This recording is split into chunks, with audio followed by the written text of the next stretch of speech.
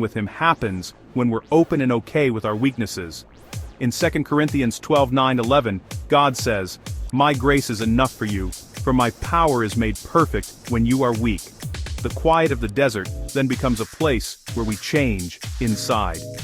It teaches us to listen to the quiet, to feel God's presence in a gentle breeze. In nature, in the wind's breath, in the calm we find again, God lets us get close to Him. It's by really listening that trust grows and our hearts open up. Our own personal deserts make us quiet down the noise so we can hear God in a new way.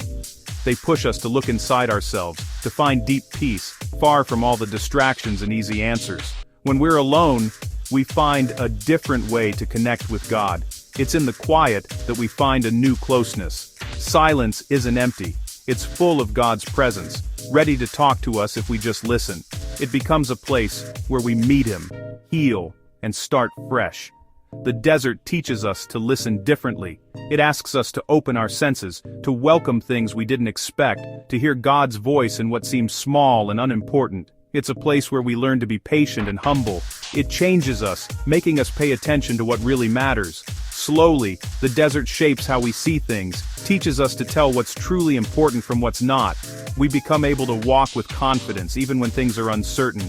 God chooses to be quiet, to be gentle, to touch our hearts. It's by really listening that we find how deep His presence is. This is where the real connection begins. When the noise dies down, when our hearts open, God lets Himself be found in the simple quiet, and that's where trust, peace, and deep joy are born.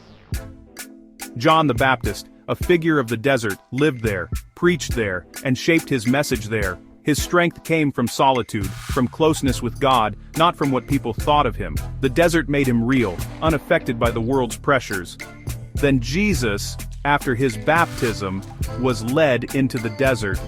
40 days of fasting, of temptations that hit at the very core of his mission. He chose to rely on the Father, humble trust, the path of service. The desert confirmed his identity and his mission, not in theory, but through tough times. He came out ready, filled with the Spirit.